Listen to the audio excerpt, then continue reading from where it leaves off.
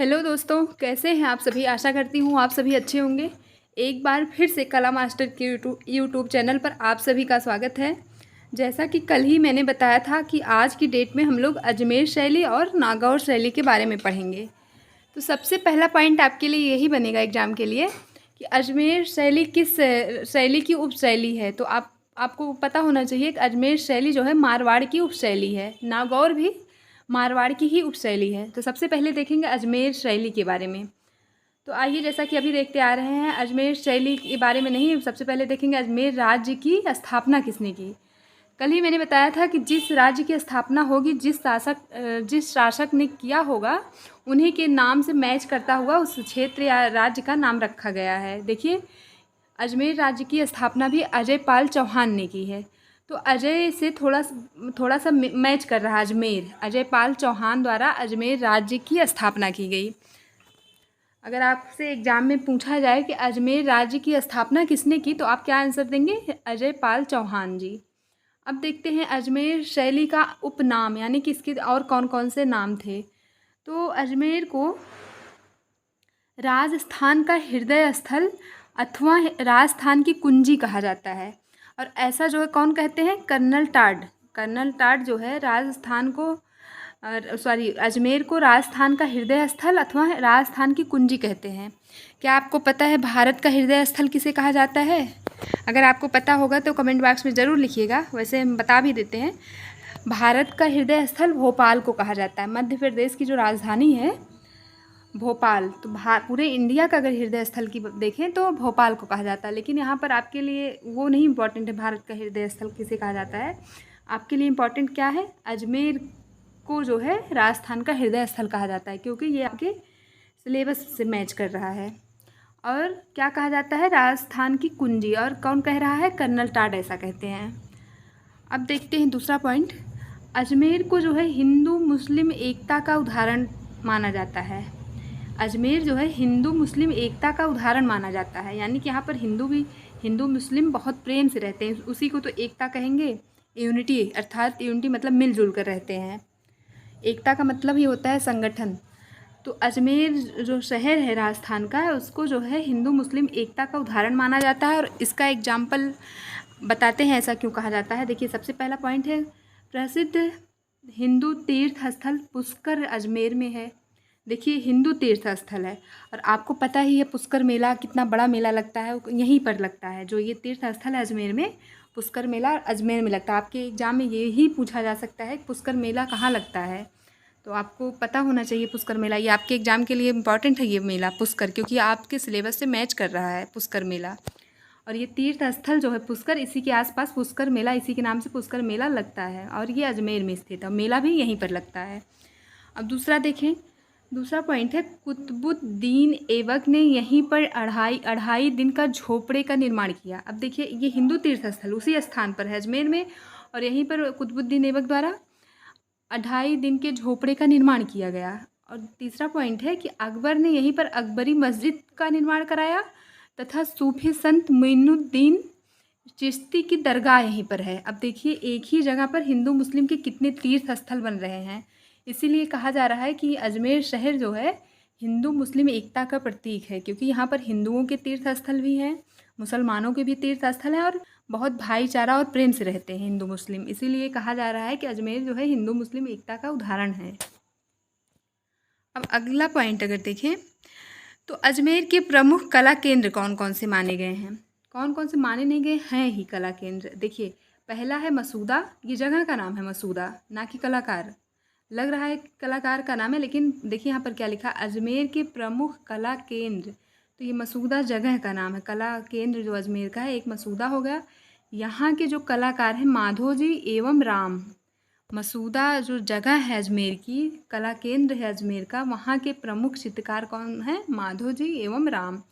दूसरा कला केंद्र है नाद। ये भी जगह का नाम है, नाद भी। और यहाँ के प्रमुख कलाकार हैं राम सिंह भाटी, जालजी एवं नारायण भाटी, नाद के।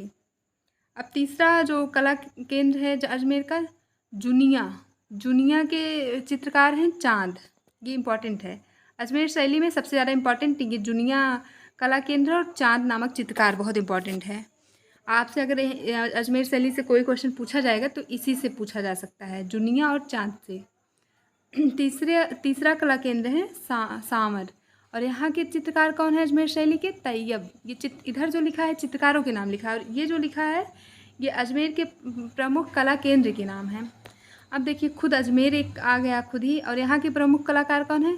अल्लाह बख्श, उसना और साहिबा। अब देखते हैं उसना और साहिबा, ये बहुत इंपॉर्टेंट, आपके एग्ज़ाम में अजमेर शैली से 2 ही 3 पॉइंट इंपॉर्टेंट है जो पूछा जा सकता है। एक ये चाँद के बारे में, ऊपर जो हिंदू मुस्लिम एकता का प्रतीक देखा, और किसने वहाँ पर क्या बनवाया है। आप ये भी याद कर सकते हैं अजमेर शहर की स्थापना किसने की। और आपके लिए एक पॉइंट ये भी इम्पॉर्टेंट है, पुष्कर मेला कहाँ लगता है? अजमेर में लगता है। और एक सबसे ज़्यादा इम्पॉर्टेंट पॉइंट आपके लिए ये है कि अजमेर शैली की, आपसे पूछा जा सकता है, अजमेर शैली की महिला चित्रकार थी ये उसना और साहिबा, ये अजमेर शैली की महिला चित्रकार थी। इसको ज़रूर याद रखिएगा आप लोग। अगला पॉइंट है, सन 1698 ईस्वी में चाँद द्वारा निर्मित चित्र राजा पाबूजी अजमेर शैली का सर्वोत्कृष्ट माना जाता है। इसीलिए हम कह रहे हैं चाँद आपके लिए इम्पॉर्टेंट है, क्योंकि अजमेर शैली में ये जो चित्र है राजा पाबूजी, ये आपकी अजमेर शैली का सर्वोत्कृष्ट चित्र माना गया है। और कब बना ये चित्र? 1698 ईस्वी में। और इसको किसने बनाया? चाँद ये जो है ना, ये चित्रकार का नाम है। और ये कहाँ के थे? जुनिया के थे। अजमेर में एक छोटी सी जगह जुनिया, जो कि अजमेर कला केंद्र था, वहाँ के रहने वाले ये चाँद थे। इन्होंने राजा पाबूजी नामक चित्र बनाया 1698 ईस्वी में, और ये अजमेर शैली का सर्वोत्कृष्ट चित्र माना गया है। और आप जो इस वीडियो का, इस लेक्चर का थंबनेल रहेगा, उसमें आप राजा पाबूजी का चित्र देख सकते हैं। जो उसमें चित्र लगाया जाएगा वो राजा पाबूजी का ही चित्र है। अब देखते हैं हम नागौर शैली के बारे में। हमने जैसा कि आपको पहले ही बताया था, कल की वीडियो में बता दिया था, हम अजमेर शैली और नागौर शैली में ज़्यादा कुछ नहीं पढ़ना है, कुछ इंपॉर्टेंट पॉइंट हैं जो आपके एग्जाम में पूछे जा सकते हैं, इसीलिए इन दोनों शैलियों को साथ में पढ़ाया जा रहा है। बाकी और शैलियाँ जैसे किशनगढ़, बीकानेर, ये सब थोड़ा सी बड़ी शैलियाँ और आपके एग्जाम के लिए इंपॉर्टेंट है, इसलिए उनको डिटेल में पढ़ाया गया। अब देखते हैं नागौर शैली के बारे में। नागौर शैली के बारे में देखने से पहले देख लेते हैं नागौर नगर की स्थापना किसने की। जैसा कि अभी तक देखते आ रहे हैं, तो नागौर नगर की स्थापना सपाद लक्ष्य के चौहानों ने की। सपाद लक्ष्य के चौहानों ने नागौर की स्थापना की। अगला पॉइंट देखें तो इस शैली की मुख्य पहचान है वृद्ध व्यक्तियों के छवि। यहाँ इस शैली, नागौर शैली में वृद्ध व्यक्तियों के चित्र ज़्यादातर बनाए गए हैं। अगर कोई चित्र बनाया गया है तो वृद्ध व्यक्तियों के। कितनी अच्छी बात है कि ऐसा भी किसी ने सोचा कि वृद्ध व्यक्तियों के चित्र भी बनाए जा सकते हैं। अब देखिए यहाँ पर इस बहुत अच्छी विशेषता है नागौर शैली की। ये बहुत इंपॉर्टेंट भी हो सकता है आपके एग्जाम के लिए, क्योंकि ये बहुत यूनिक विशेषता। अगर कोई किसी भी चित्रकारों या चित्र शैली के बारे में हम लोग पढ़ रहे हैं, तो हर जगह बस नायक नायिका प्रेम संबंध या फिर युवा लोगों के ऊपर चित्रकारी की जा रही है, लेकिन एक ऐसी शैली है जहाँ पर वृद्ध व्यक्तियों के चित्र बनाए गए हैं ज़्यादातर। ये बहुत इम्पॉर्टेंट विशेषता है नागौर शैली की, इसको आप लोग याद रखिएगा, ये पूछा जा सकता है। अब देखते हैं अगला पॉइंट है, एक बार इसको रिपीट कर लेते हैं। नागौर इस शैली की मुख्य पहचान क्या है? वृद्ध व्यक्तियों के सभी चित्रों से है इस शैली की पहचान। अब देखते हैं 720 ईस्वी का ठाकुर इंद्र सिंह इस शैली का उत्कृष्ट चित्र है।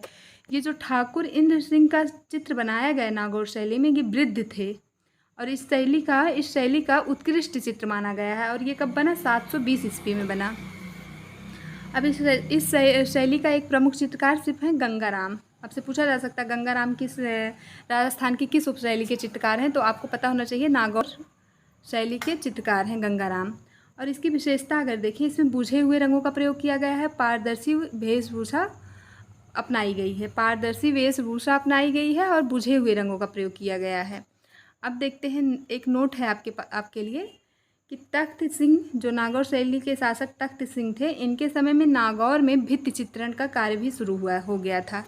यानी कि तख्त सिंह के समय में, अभी तक देखिए सभी बताया जा रहा है, सभी बनते थे वृद्ध व्यक्तियों के, लेकिन तख्त सिंह के शासनकाल में भित्ति चित्रण भी हुआ। तो यहाँ पर आपका जो है मारवाड़ शैली की जो उपशैलियाँ थी वो समाप्त होती हैं। कल की वीडियो में हम लोग पढ़ेंगे हड़ौती शैली के बारे में, उसके बाद पढ़ेंगे ढूढ़ार। हड़ौती शैली, ढूढ़ार शैली उतनी बड़ी नहीं है जितना कि मेवाड़ या मारवाड़ शैली थी। वो सब जल्दी ख़त्म होगा, उसके बाद हम लोग पहाड़ी चित्रकला पर आएंगे। तो आज के लिए इतना ही, हम मिलेंगे कल। Thank you so much.